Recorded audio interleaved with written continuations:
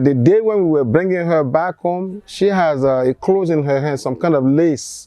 And she said, I want you to bury me with this clothes. I want this clothes to cover me.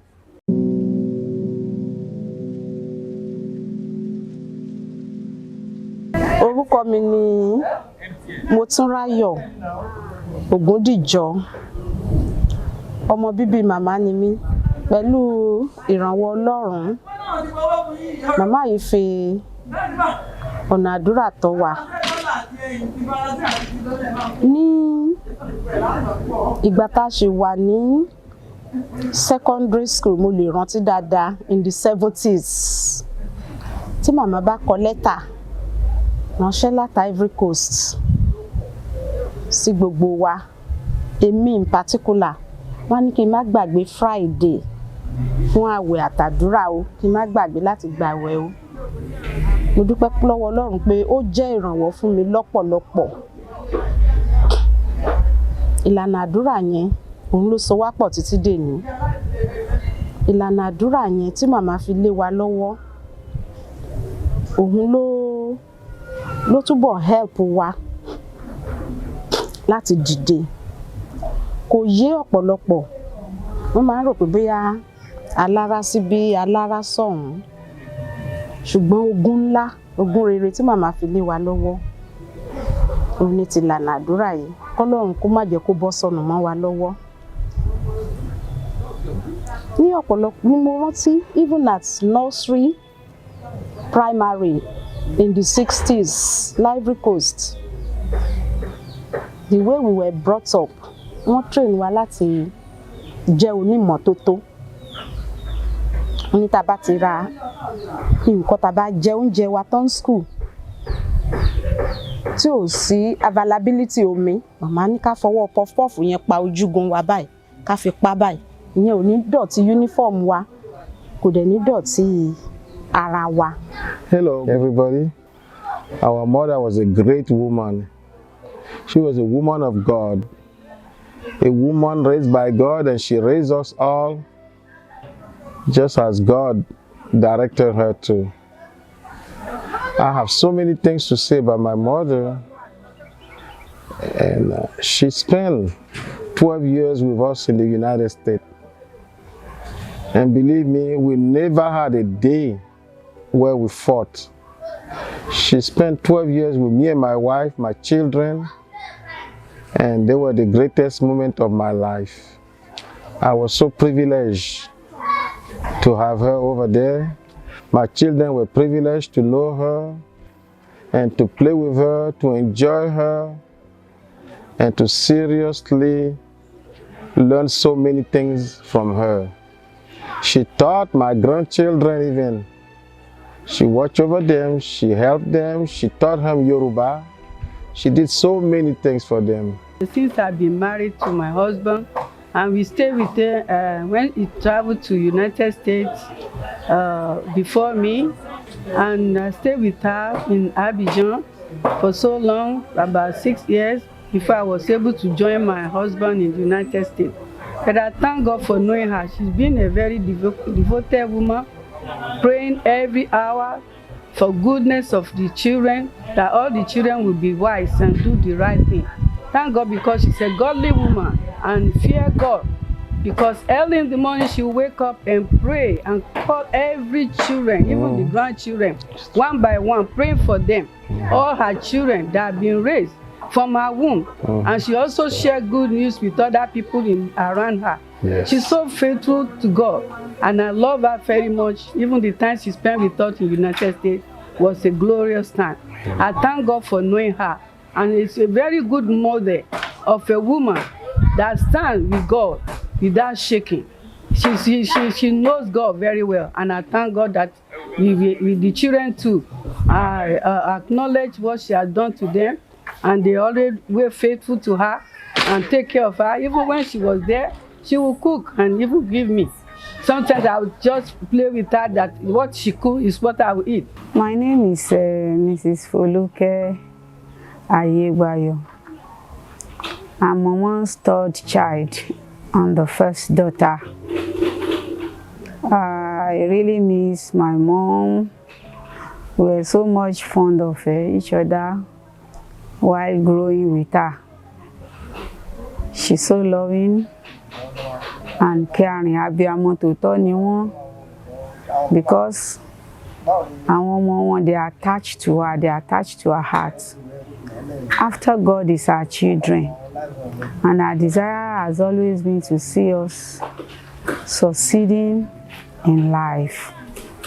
She was so strict. She doesn't compromise her stand, though she doesn't have much to give us, but she trained us that within the limit of the little she has, we have to be satisfied and we have to be contented. And that was what we grew up with.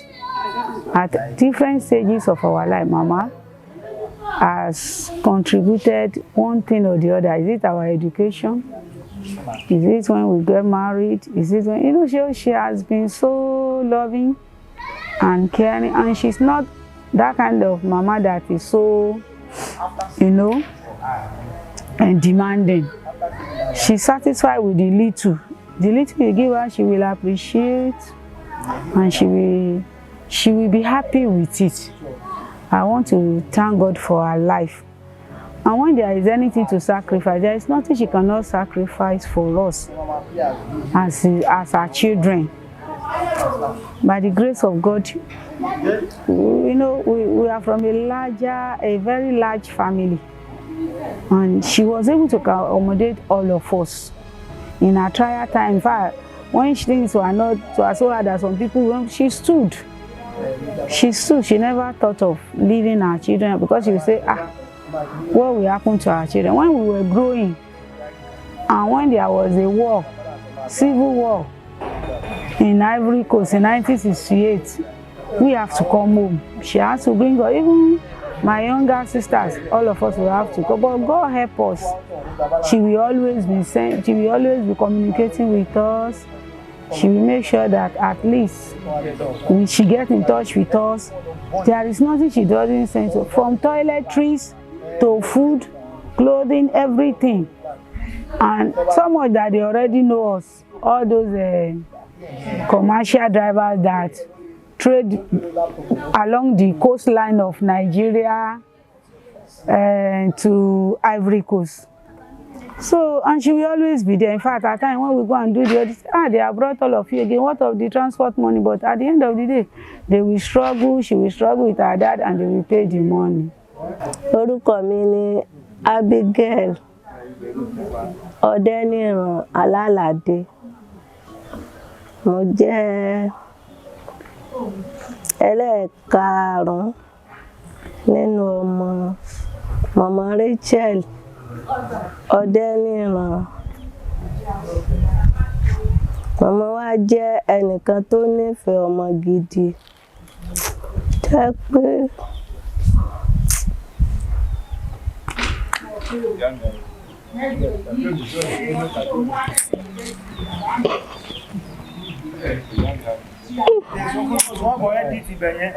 kò tí bí yẹn tirẹ̀ dàgbà tó náà, mọ́mọ́ rẹ̀ lé náà dandan. Olùgbà tó yẹ pé mọ́mí wa dúró tì wá nígbà tó le, nígbà tó rọ̀, wọ́n máa sọ̀rọ̀ túnú fún wa. Ó ti gbà tí ó tó gbà tó yẹ kí n márì tí mi ò tí mi ò márì. Àwọn èèyàn wá ń bá mọ́mì mi, wọ́n sọ oríṣiríṣi ọ̀rọ̀ fún wọn pé kí wọ́n jáde, kí wọ́n lọ yẹ̀ wọ́n tó máa ṣẹlẹ̀. Ṣùgbọ́n mọ́mì mi nígbàgbọ́ nínú Ọlọ́run. Wọ́n ní àwọn nígbàgbọ́ pé Ọlọ́run tó ṣe tàwọn yòókù yóò ṣe tòun náà. Mi ò sí lára ǹdìngbà náà, mi ò sí nílé, ṣùgbọ́n gbà tí mo dé, ó jẹ́ ẹ̀dùn kan fún wọn.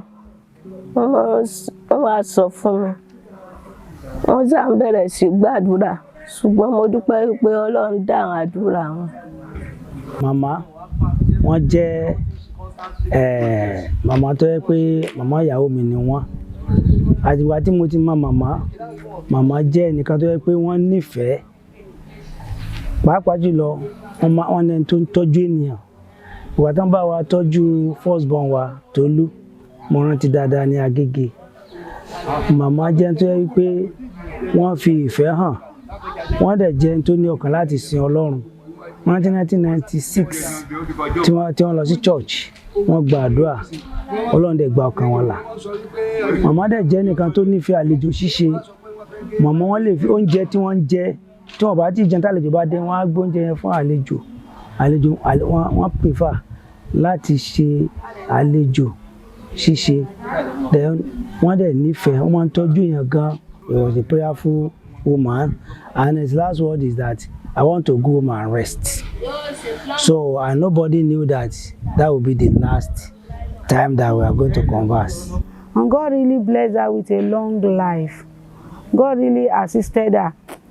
You know, one thing I cherish about her is that with all the ailment, there was not a major time that we say she really broke down, like having stroke or like you have to rush her to the hospital. In fact, since she came back from US, she has never been admitted to any hospital. We have never moved her from where our residence to any hospital on the basis of, sickness. Mama jẹ́ mama rere, wọ́n jẹ́ ìyá alábíamọ, wọ́n jẹ́ ẹni tó kóni mára.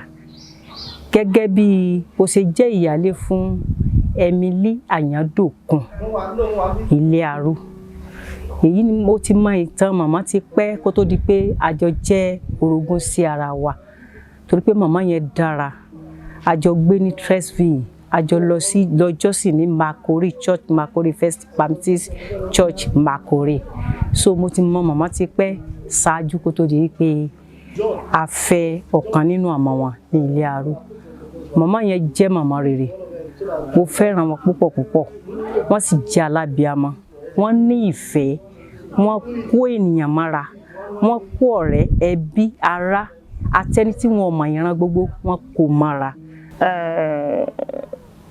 Orúkọ mi ni Ayanwede Odeniran, épouse Ayandokun. Mo jẹ́ ọmọ fún màmá ní before last born, je crois bien, l'avant-dernière. So, ce que je retiens de la vieille, c'est vraiment des souvenirs merveilleux d'elle. Ça me fait beaucoup de peine de parler d'elle au passé, parce que j'étais ici dans le mois de février et nous avons passé un bon moment ensemble. C'est vrai qu'elle était déjà fatiguée, mais elle nous a tout de même reconnu, mon jeune frère et moi, avec Stéphane, et nous avons pu échanger un peu avec elle. Et c'est avec beaucoup de peine que je repartais. Je retournais à Abidjan parce que j'étais convaincue que c'était la dernière fois que je voyais maman, parce que je la sentais vraiment fatiguée. Fatiguée par le poids de l'âge. Et elle a pu faire des prières, mais j'ai été peinée parce que maman n'a pas pu me raccompagner jusqu'au portail comme elle le faisait d'habitude les années passées quand je venais la voir. Elle ne pouvait plus me raccompagner et elle m'a seulement regardé partir, couchée sur son lit. Et je bénis le Seigneur d'être passé dans ce mois de février,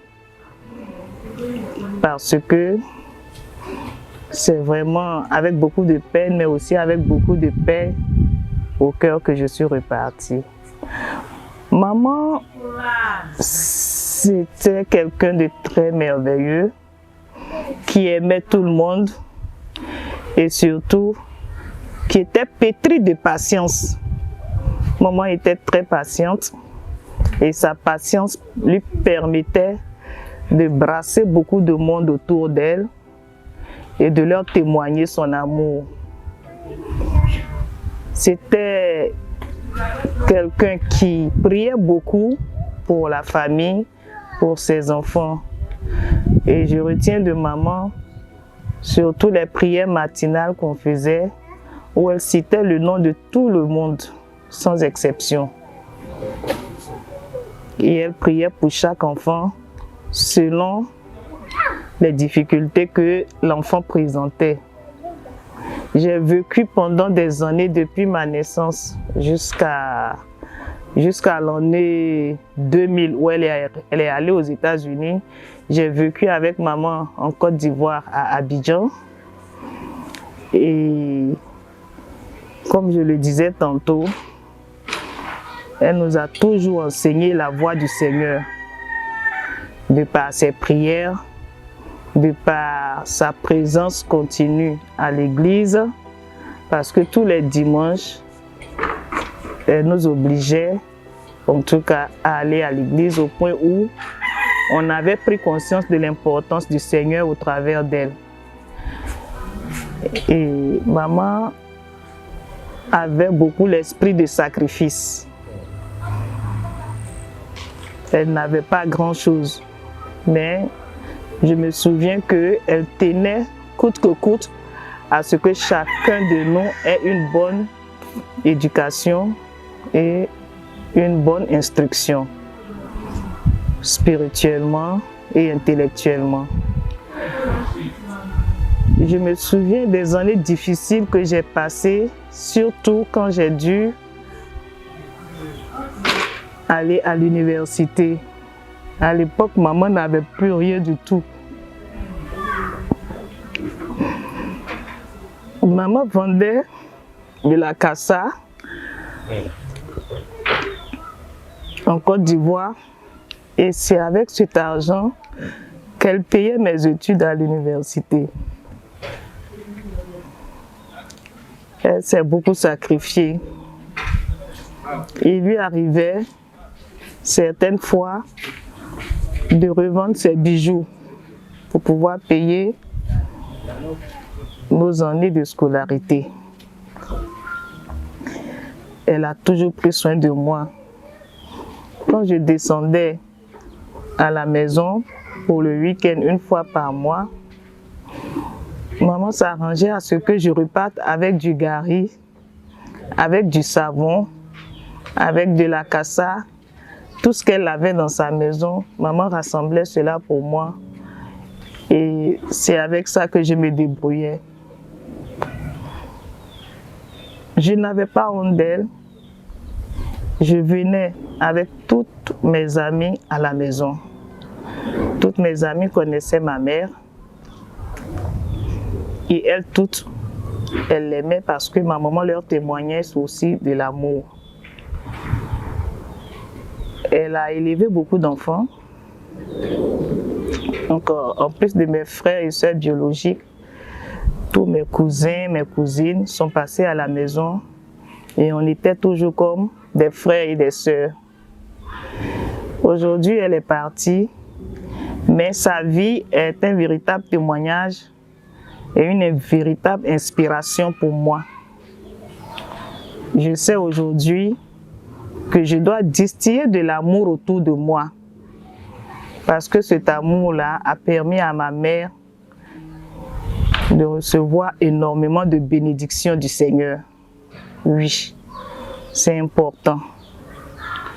Quel que soit ce dont nous disposons, quel que soit ce que nous avons dans les mains, que nous soyons riches ou pauvres, nous devons faire l'effort de témoigner de l'amour autour de nous, d'aider les autres, comme ma mère l'a fait. Et en retour, le Seigneur ouvre de grandes portes. Parce que ma mère a vécu, elle a vieilli, et malgré le peu de moyens dont elle disposait, elle s'est sentie richement bénie. Oui, elle a vécu heureuse, et nous avec elle. Aujourd'hui, je peux simplement lui dire que maman, je t'aime. Je t'aime énormément pour tout ce que tu m'as laissé comme héritage. que ce soit spirituellement, que ce soit sur le plan de l'instruction et que ce soit sur le plan de mes activités aujourd'hui. Maman n'avait pas honte de ses activités. Elle vendait tout. Elle vendait tout. Bâtiment mimi, bẹ̀rẹ̀ sí ta ẹ̀kọ. Nígbà tí kò sí nǹkan kan mọ́, wọ́n ta igbá tí wọ́n ń pè ní igbá yánmọ́. Oríṣiríṣi ọjà ni mọ̀mọ́ ń tà. Gbogbo ohun tó bá lè yá ládùúgbò, mọ́mì mi tà. Owó tí wọ́n rí, wọ́n sì fi ránṣẹ́ sí gbogbo wa láti fi sanwó school wa. Wọ́n jẹ́ ẹnìkan tó fẹ́ràn iṣẹ́ gan-an. Aago 5 mọ̀mọ́ mi ti jí. Wọ́n á ti mójútó gbogbo inú ilé pẹ̀lú wa. So, ó jẹ́ àríkọ́gbọ́n fún èmi náà lónìí. Ìgbà tí mo kàwé tán, tí mo rí pé iṣẹ́ tí mò ń ṣe kò lè mú mi grow bí mo ṣe fẹ́.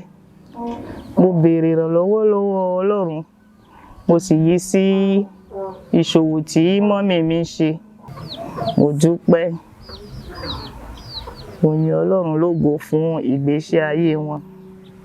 Je dis merci vraiment au Seigneur pour sa vie, pour tout ce qu'il a fait dans la vie de maman, pour tout ce qu'il a fait dans la vie de son entourage également, parce qu'elle a été une source de bénédiction pour nous tous et pour beaucoup d'autres personnes. Et je dis merci au Seigneur. Merci infiniment pour sa grâce. Je voudrais saluer la grande famille Odeniran. Je voudrais leur dire Yako et prier que le Seigneur les console pour la perte de maman. Il faut dire que, enfin, je m'appelle Madame Popé Augustine et j'ai connu maman dans les années 88-89 par le biais de sa fille Odeniran Emilienne, la femme de Papa Racheal Ayanwede. En tout cas, vraiment, c'est à cette période que j'ai connu maman. Et chaque fois, sa fille et moi, quand on partait à Trècheville pour la voir et tout ça, en tout cas, maman nous recevait avec beaucoup de joie, beaucoup de bonheur. C'est vrai, elle n'avait pas grand-chose, mais quand on arrivait chez elle, vraiment, on avait toujours quelque chose à manger.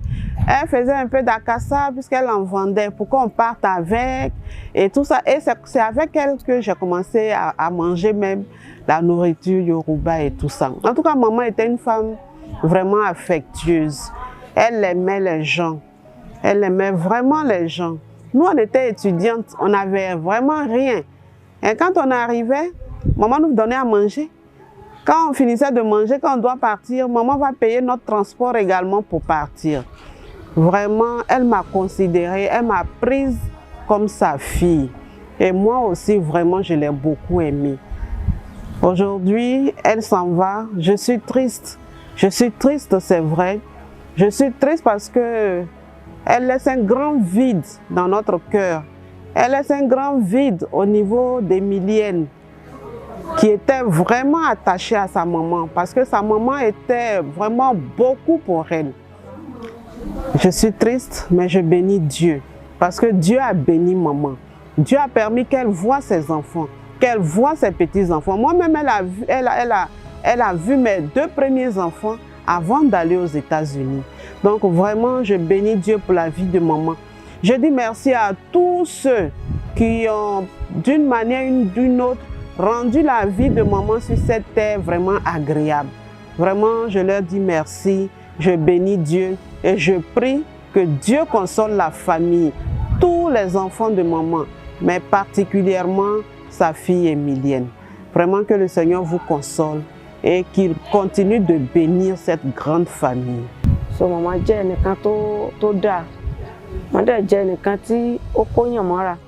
Maman jẹ́ ẹnìkan tó súnmọ́ Ọlọ́run gidi gan, jẹ́ èèyàn tó súnmọ́ Ọlọ́run. Wọ́n mọ bí èèyàn ṣe èèyàn súnmọ́ Ọlọ́run pé èèyàn súnmọ́ Ọlọ́run. Màmá jẹ́ ẹnìkan tó súnmọ́ Ọlọ́run, wọ́n sì jẹ́ ẹnìkan tí kì í ta ọmọ àbúrò nù, ọmọ ẹ̀gbọ́n nù. So màmá jẹ́ ẹnìkan tó kóyàn mọ́ra. Mo gbàdúrà pé kí Ọlọ́run kó tẹ́ màmá sí afẹ́fẹ́ rere. A fẹ́ràn màmá ṣùgbọ́n Jésù fẹ́ràn màmá jù wá lọ. Orúkọ tèmi ni Olúwakẹ́mi Elizabeth Odeniran. Èmi ni ìyàwó ọmọ màmá àbíkẹ́yìn. Màmá jẹ́ màmá tí ó fẹ́ràn gbogbo ènìyàn. Wọ́n sì fẹ́ràn gbogbo àwọn ọmọ wọn pátápátá. Gbogbo ìgbà tí mo ní àkókò láti wà pẹ̀lú màmá ìgbà tí a ṣe wedding ní 12 years ago.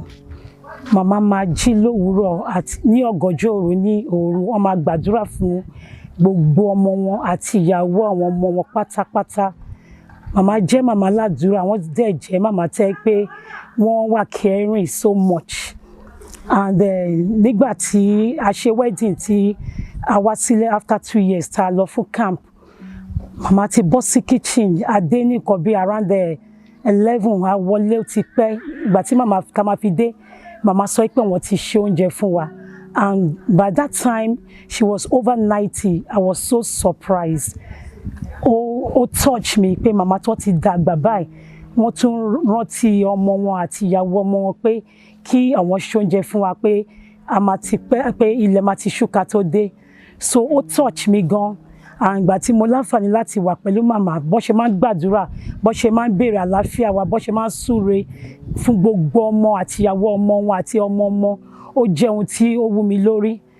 So eléyìí dẹ̀ jẹ́ kí n mọ̀ pé nígbà tí wọ́n ti lọ báyìí pé a mọ̀ pé wọ́n ti lọ rest ní ibi tí àwa náà ti ń retí pé kí Ọlọ́run bá fa ọjọ́ sẹ́yìn pé àwa náà máa lọ pàdé màmá tí a dẹ̀ máa rí wọn pẹ̀lú ayọ̀ láti yọ̀ mọ́ wọn, nítorí pé àwa nígbàgbọ́ pé màmá ti lọ sinmi, wọ́n dẹ̀ wà ní ọ̀dọ̀ Ọlọ́run. A dúpẹ́, èmi gẹ́gẹ́ bí ẹnìkan, èmi jẹ́ ọmọ lọ́dọ̀ ìyá. A dúpẹ́ pé ìyá gbé ìgbé ayé rere. Wọ́n gbé nínú Kristi. Gbogbo ìgbà tá a bá ti rè lọ́ludé lọ́dọ̀ ìyá, ìyàwó máa fà wá mọ́ra gẹ́gẹ́ bí wọ́n sì máa tọ́ wa sọ́nà Kristi. Bí ó bá dijọ́ Sunday bẹ́ẹ̀, mo ti ṣọ́ọ̀bù wọn, gbogbo owó lọ sí chọ́ọ̀chì. A dúpẹ́ pé màmá fi wá lé ọ̀nà ìgbàlà yìí lọ́wọ́. A dúpẹ́ pé wọ́n fi wá lé Kristi lọ́wọ́. Mo wá gbàdúrà fún wọn wípé oorun wọn tí ń sùn níjọ́ àjíǹde ká tún pàdé lẹ́sẹ̀ Jésù. So, Mother, we love you from the bottom of our heart, and we will never forget you. And like this song say, Ká pàdé, ká pàdé, ká pàdé lẹ́sẹ̀ Jésù. Ká pàdé, ká pàdé.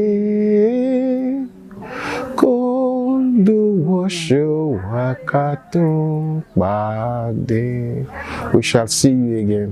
Ẹ̀jẹ̀ Jésù á wà pẹ̀lú ẹnìkọ̀ọ̀kan wa torí màmá jẹ́ ẹni tó bẹ̀rù Ọlọ́run. A sì mọ̀ pé hallelujah náà lórin wa ní ìjọba ọ̀run. I will make it. We will see her again and again. Amen. Hallelujah. Hallelujah. Hallelujah lórí kí àwọn áńgẹ́lì kọ́. Hallelujah. Hallelujah. Hallelujah lórí wa. My name is Mama Racheal Ayanwede. I'm a grandson to Mama. Mama's life has been a life worthy of our emulation. It's a life well spent, and you can't help but remember how loving and caring she has been to our children, our grandchildren, even our son-in-laws, our daughter-in-laws. There is a kind of a very close and tightly knitted connection between them. Like for instance, I know how much my late dad loved grandma so much, and before a son-in-law would love his mother-in-law like that, then that means it must have been something really. Her life has been a very tangible life and very influential to everyone around her. So we're going to miss her so much. We love her so much. I'll pray that the love that she has built in us will keep on helping this family, and we'll keep on transferring it from generation to generation. Well, in everything we want to thank God. She will be remembered. She will be remembered. Just like that song when I say, fading away like the stars of the morning, losing their joy in a glorious day.